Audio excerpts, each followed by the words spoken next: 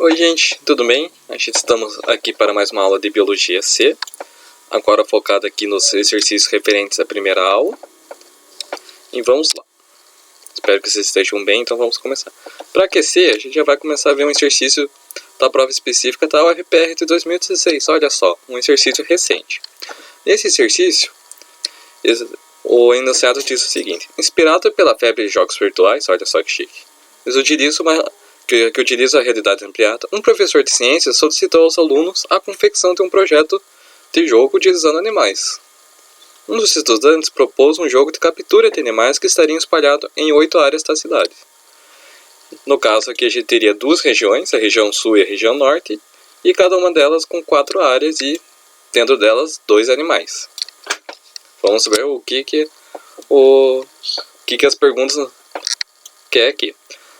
A sua intenção era colocar em cada área da cidade 2 animais pertencentes ao mesmo filo. Entretanto, em ao menos uma das áreas colocou animais de filos diferentes. Indique as áreas em que foram colocados filos diferentes e identifique esses filos. Então vamos voltar lá para o nosso esqueminha da cidade.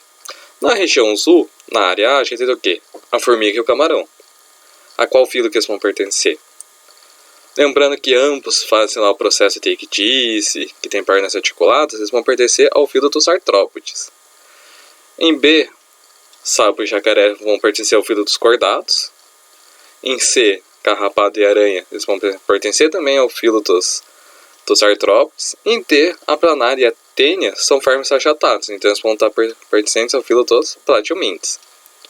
Já na região norte, em E, a gente tem a galinha e o urso, que são vertebrados, eles vão estar dentro do filo dos cordados. Em F, a anêmona do mar, que pertence ao filo dos quinidários, enquanto o ouriço do mar aqui pertence ao filo dos equinotermos. Opa, parece que a área F é uma das áreas que possui mais de um filo.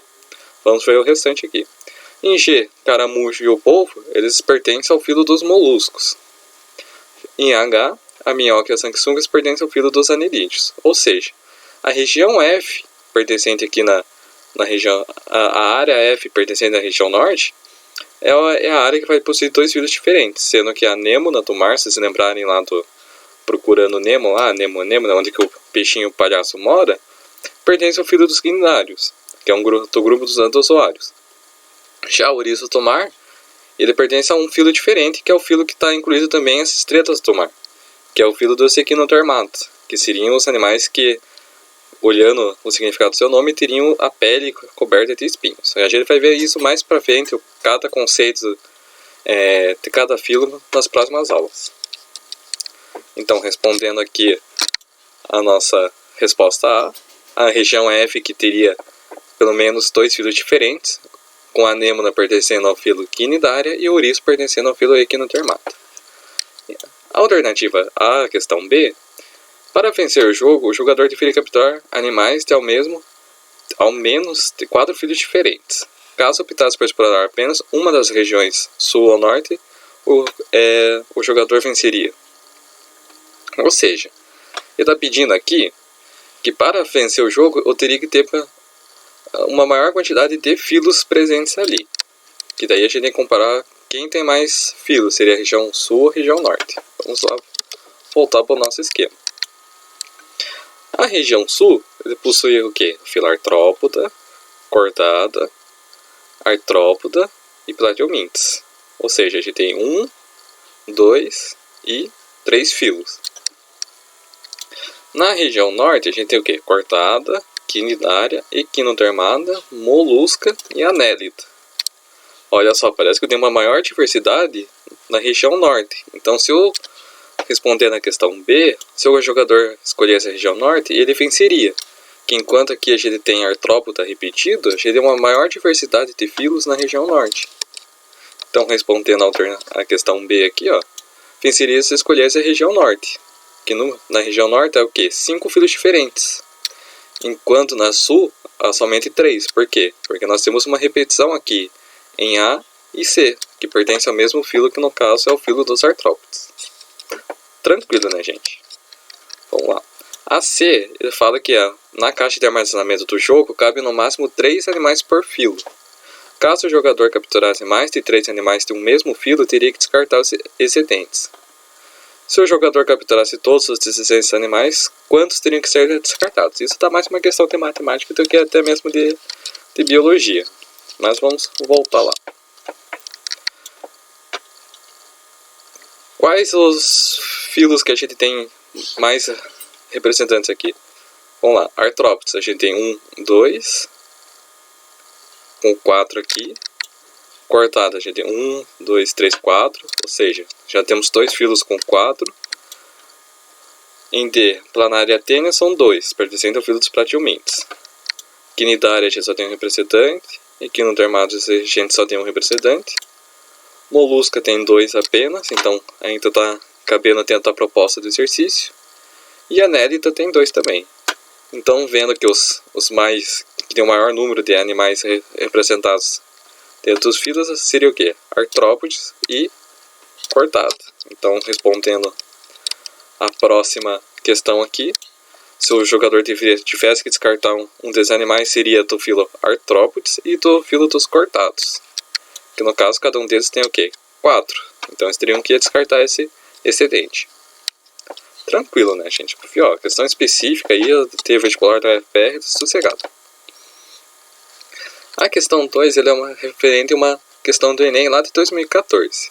Ele diz o seguinte: a classificação dos seres vivos permite a compreensão evolutiva entre eles. Ou seja, lembrando lá que, como eu comentei, que o pensamento evolutivo auxiliou um pouco na forma de classificação e organização dos organismos, ele traz o seguinte esquema. O esquema representa a história evolutiva do grupo. Que ele está se referindo ao quê? A esse esqueminha aqui. Que ele nada mais é que um cladograma. O que ele traz? O ancestral dos cordados aqui. Uma linhagem. Até o final do curso eu vou voltar a saber. Com uma linhagem que dá origem aqui aos peixes e mandíbulos aquinados. Uma subdivisão aqui que dá origem aos peixes cartilaginosos, com seus ancestrais aqui, com os acantodianos, os tracodermos, placodermos. Uma outra linhagem que dá origem aos peixes ósseos, aos osteídeos. E uma outra linhagem que vai dar a origem do que chamamos dos tetrápodes terrestres, que dá no caso dos anfíbios, répteis, aves e mamíferos. E aqui a linha de tempo, o tempo que foi decorrendo essa história evolutiva aqui para cada um dos grupos. Vamos ver o que a questão pede, o que ele representa. Os animais representados nesse esquema pertencem ao filo dos cortados. Por quê? Possuem ancestrais que já foram extintos? Vamos ver, a gente tem o que? Ancestral que foram extinto aqui, aqui, aqui e aqui. Porém aqui, nessa subdivisão dos répteis aqui, não está apontando se foi extinto ou não. E nem aqui, por caso, para mamíferos. Então, não seriam que todos os ancestrais tivessem sido extintos. Surgiram há mais de 500 milhões de anos? Vamos ver. O ancestral dos cordados realmente surgiu há mais de 500 milhões de anos. Mas temos grupos, linhagens dentro desse cladograma aqui que tem uma origem mais recente. Inclusive aqui na divisão de répteis e aves há um pouco mais de 100 milhões de anos. Vamos ver a próxima então. Evoluir a partir de um ancestral comum? Se a gente comparar aqui no esquema, realmente a gente tem um ancestral comum para todos esses grupos de cordados aqui. Ter origem ao grupo de mamíferos atuais? Se a gente for olhar só a história evolutiva dos mamíferos, a gente só tem esse raminho aqui. Então esse esquema inteiro não está focado somente em mamíferos. Vive no ambiente aquático em alguma fase da vida terrestre? Quem vive apenas uma fase da vida no ambiente aquático e depois terrestres é só os anfíbios. Então não teria sentido ter mostrado todo esse esquema aqui.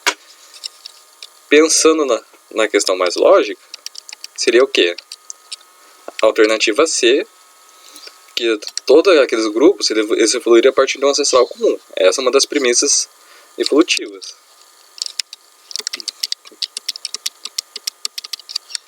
Porque muitos grupos vão ter origem a partir de um grupo ou de algum grupo de animais, de organismos que vão evoluindo e se modificando e ao longo do tempo voltando origem a novos grupos, que com isso nós conseguimos observar e entender essas ramificações aqui. Nós vamos ver com mais detalhes na próxima aula, na aula de filogenia, como interpretar certinho esses esquemas aqui. Tranquilo. Essa questão 3 também do Enem, ele traz esse poema aqui, de Toquinho, Vinícius de Moraes, que se chama Os Bichinhos e a Arca de Noé. E a questão traz o seguinte: o poema acima sugere a existência de relações e afinidade entre animais citados e nós, seres humanos. Respeitando a liberdade poética dos autores, a unidade taxonômica que expressa a afinidade existente entre nós, seres humanos, e os animais que estão aqui no poema, é de filo, de reino, classe, família, espécie. Vamos ver quais animais que estão aqui. Mosca, mosquito, besouro, barata, borboleta, grilo. Eles são todos o quê? Eles são todos insetos. Eu não vou ler um poema para não estragar o coitado aqui. Você deve estar se perguntando, tá? Qual seria a relação entre nós, seres humanos, com os insetos? A gente pertence ao mesmo filo? Vamos ver, os seres humanos pertencem ao quê? Ao filo dos cordados. Enquanto os insetos, o filo dos artrópodes. Reino dos animais. É uma alternativa possível. Classe seria só se a gente estivesse falando de todos esses animais que estão aqui no poema. Que seria o quê? A classe dos insetos. Família não seria, porque a gente tem uma grande diversidade aqui. Nós pertencemos a uma família totalmente diferente a cada tipo desses insetos. E a gente está falando de uma grande diversidade. A gente não está falando de um grupo específico que então não pode ser espécie. Então, nesse caso, a alternativa certa seria o quê? Alternativa B. Vamos ver essa aqui, a questão 4. 6 Gran Rio. Entre modificações que ocorreram nas condições ambientais do nosso planeta foram causadas pela própria atividade dos seres. Os organismos iniciais, ao realizarem a fermentação, determinaram uma grande alteração da atmosfera da Terra primitiva, porque nela introduziram o oxigênio, o gás carbônico, gás metano, nitrogênio, vapor de água.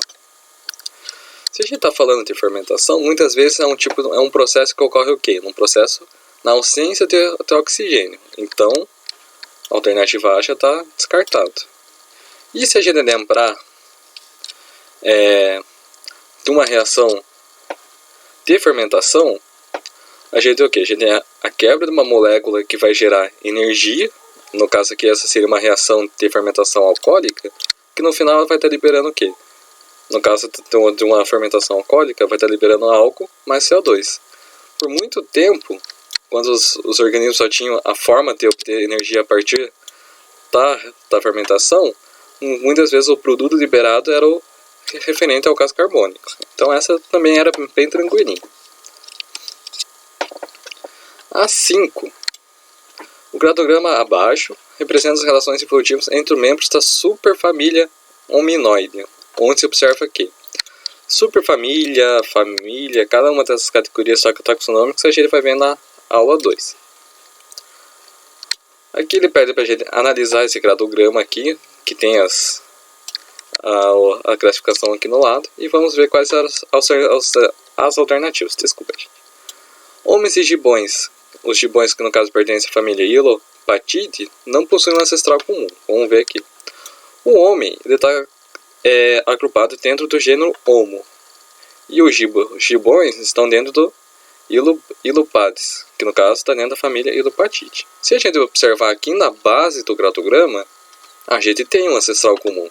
Que olha cá, um ancestral comum aqui deu origem ao agrupamento Hominoidea, que posteriormente se dividiu, dando origem a uma linhagem de Hominide e a uma outra linhagem que seria dentro da família dos Hylopatidae, ou seja, um ancestral comum tem origem a duas linhagens diferentes. Então, essa alternativa aqui já caiu por terra.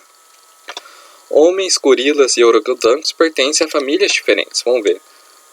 Os gorilas pertencentes ao gênero gorila e os orangotangos ao gênero pongo.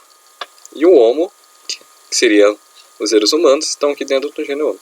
Se nós olharmos aqui na categoria de família, a gente pertence à mesma família, a família Hominide. Ou seja, os grandes primatas aqui, os grandes símios, estão agrupados na mesma família. Então,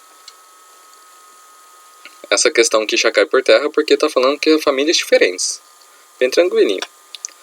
Homens, gibões e chimpanzés possuem um ancestral comum. Vamos ver. Homo, aqui seria os chimpanzés, que seria do gênero Pan. E os gibões aqui.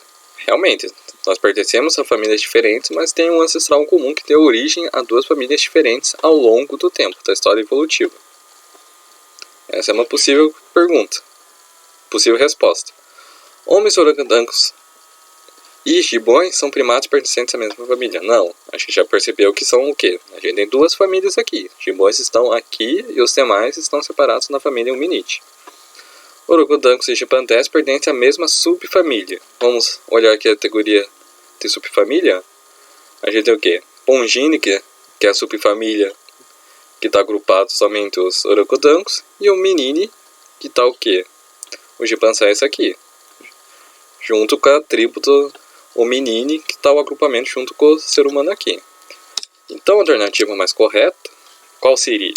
Nada mais que a alternativa o quê? A alternativa C. Tanto os gibões e chimpanzés aqui, e os homens, nós possuímos um ancestral comum. Para ambas as famílias. Tranquilo, né, gente? A alternativa 6, o Tapuki de São Paulo de 2016, ele traz algumas descrições. Vamos lá, titões artrópodes. Então eles têm o quê? Pernas articuladas. A gente tem um par de antenas, aqui no item 1, 3 pares de pernas e possui 2 pares de asa. Provavelmente, essa descrição se refere a quê? A classe dos insetos. Enquanto no item 2 tem um corpo dividido em encefalotórax e abdômen, ou seja, parte da cabeça fundida com o tórax e mais o abdômen. Temos essas duas regiões aqui. Não possui antenas e possui 4 pares de pernas. Isso aqui está com cara do quê? Por exemplo, dos aracnídeos aqui. Em relação às categorias taxonômicas, os animais indicados por 1 e 2 pertencem ao mesmo filo? Sim, ambos são artrópodes. A mesma classe? Não. Nós temos o quê? As aranhas aqui e insetos em outra. O mesmo filo, porém em classes diferentes? É uma possibilidade. A mesma ordem e a mesma classe? Não. Isso aqui são categorias taxonômicas o quê? Diferentes. Que no caso, classe, ordem, tem uma certa inconsistência aqui. A mesma ordem, porém classes diferentes? Também não. A mesma classe, porém filos distintos? Não, eles são o quê? Artrópodes. Não tem como você ser de uma mesma classe e ter filos distintos. A mesma coisa aqui para ser da mesma ordem e ter classes diferentes. Então a alternativa mais coerente aqui seria a alternativa B. Ao mesmo filo, o filo dos artrópodes e classes diferentes. A 7, ela traz aqui um textão e essa imagem aqui. A figura abaixo representa a relação entre os períodos de extinção biológica em massa e os números de famílias taxonômicas com base nos registros fósseis. Sobre a evolução com base na figura, é correto afirmar que... Vamos dar uma olhadinha lá nessa questão. Aqui a gente tem as eras geológicas, que como eu comentei, aqui a gente consegue compreender como que a vida foi mudando, quais determinados grupos estariam em determinadas épocas. E a gente consegue também medir, aqui no eixo Y, a taxa de extinção biológica. Seria essa linha, ok? A gente tem um pico de extinção, ela diminui, ela aumenta, ela baixa, e assim por diante. Se a gente reparar, a gente tem 2 grandes picos de extinção. Um aqui, que é a grande extinção do Permiano, e uma grande extinção do quê? Do Cretáceo. Essa do Cretáceo vai ser o quê? A famosa que acabou extinguindo os dinossauros. E essa linha tracejada, a gente tem o quê? O número de famílias taxonômicas, ou seja, a grande diversidade de famílias de organismos que foram aumentando ou diminuindo. Tranquilinho interpretar esse gráfico, né, gente? Vamos lá. 1. A grande extinção do Permiano foi fundamental para a sobrevivência do Homo sapiens na era Mesozoica? Esse aí também é estranho. A era Mesozoica ele compreende o quê? Ele compreende o período Triássico, Jurássico e Cretáceo. Aqui está a grande diversidade do quê? Dos dinossauros. O ser humano só faz surgir o quê? No finalzinho aqui da era Cenozoica. Então, temos uma certa inconsistência aí nessa resposta. Então, já descartamos ela. Muitas formas de vida desaparecem nas grandes extinções, porém, em termos geológicos, observa-se que, posteriormente, novas formas vêm com o aumento de biodiversidade. Se a gente reparar que aqui a gente tem uma extinção, que ela até cai, e logo o número de famílias começa a aumentar.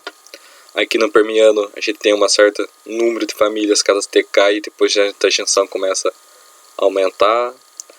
No Cretáceo, mesma coisa. Olha a quantidade de vida aqui, de famílias e de número de categorias taxonômicas que surgiu depois do Cretáceo. Aumentou bastante. Então essa é uma resposta muito coerente. E por que isso? Porque quando grande parte dos organismos são extintos, acaba ficando o quê? Tem muito o quê? Muitos recursos, muita área de ocupação, então isso acaba favorecendo que ao longo do tempo os organismos vão se modificando e vão ocupando áreas que antes já não eram mais ocupadas. Vamos para a próxima alternativa aqui. 4. As plantas vasculares surgiram na era Cenozoica, evento que primordial para o aumento do número de grandes famílias taxonômicas. Na verdade, as plantas elas surgiu bem antes. Cenozoica que é muito recente. Então essa questão aqui também já está por terra. Vamos marcar aqui. As duas grandes extinções em massa no Permiano e no Cretáceo correspondem às fronteiras entre eras geológicas. Olha só, aqui a gente tem a era Paleozoica, tem a grande extinção do Permiano e a grande extinção do Cretáceo aqui que dá origem à era Cenozoica. Então, essa é uma outra alternativa também. De acordo com o gráfico, o número de famílias taxonômicas sempre foi o mesmo em todos os períodos geológicos. Não, né, gente? Ó, a gente tem um pico aqui, ela diminui, ela tem uma certa tendência de aumentar aqui, porém só depois do Cretáceo que ela tem uma grande explosão aqui para cima. Então, essa já dá pra falar. A 32 aqui, os registros fósseis revelam que diferentes organismos dominaram a Terra ao longo dos períodos geológicos. Realmente. Como eu comentei, nós temos grupos que são bem predominantes em determinados períodos. Então, esses registros fósseis é o que a gente consegue compreender como que a vida foi se modificando ao longo dos períodos. Já que determinados grupos estão exclusivos existiram somente em determinadas épocas. E a 64 aqui. Surgimento de células eucarióticas com cloroplastos por um processo denominado simbiose. O caso do oxigênio foi incorporado na atmosfera terrestre no Ordovíciano. Cadê o Ordovíciano? Ele está aqui. O período em que o número de grandes famílias taxonômicas iniciou-se. Olha, o número de grandes famílias vai ter uma grande explosão muito depois do surgimento dos organismos que formaram a produção dos primeiros organismos fotossintetizantes. Então essa questão também já cai por terra. A 8 e a última aqui. Analise o desenho esquemático abaixo. A gente tem o quê? A gente tem o indivíduo 1 aqui, que é o ser hominho. A gente tem o dinossauro, que é o composto 2 aqui, o indivíduo 2. Vamos ver as alternativas. Uma das prováveis causas da extinção de 2 foi o predadismo por 1. Difícil, né, gente? Quando a gente está olhando esse registro anterior, a gente já vê que não foi o ser humano que causou a extinção dos dinossauros. 1 e 2 viveram durante muito tempo juntos numa relação harmônica. Quando a gente lembrar do exercício anterior, essa questão também já cai por terra. O 1 conseguiu domesticar o 2 pelo fato de ele ser herbívoro e inofensivo. Não houve domesticação de dinossauro, ou pelo menos até onde a gente sabe que não. 1 e 2 jamais se encontraram, pois quando 1 surgiu, o 2 já estava extinto. Essa é uma boa resposta. E aí aqui, essa cena só é vista em desenho animado, pois quando 2 se extinguiu, não havia nenhum tipo de mamífero na Terra. Essa alternativa aqui, ela até parece ser correta, mas se a gente lembrar o surgimento dos mamíferos, que a gente vai ver com mais detalhes para frente, mamíferos tem com muitas espécies de mamíferos, por mais que eles fossem minúsculos, eles conviveram com dinossauros. Então, seria o quê? Alternativa D. Aí ela até pode encanar, mas nós tínhamos pequenos mamíferos que conviviam com os dinossauros, e após a extinção desses grandes animais aqui, que os mamíferos se diversificaram e acabaram se espalhando por grande parte do planeta no período lá na Era Cenozoica. A princípio, das atividades de exercício eram isso. Lembre-se sempre de ficar em casa. Caso vocês tenham dúvidas, podem me escrever, me procurar, mandar mensagem, qualquer forma de comunicação que vocês acharem melhor. Estou aqui sempre à disposição. Tenho sempre uns bons estudos. Fiquem em casa e até a próxima aula.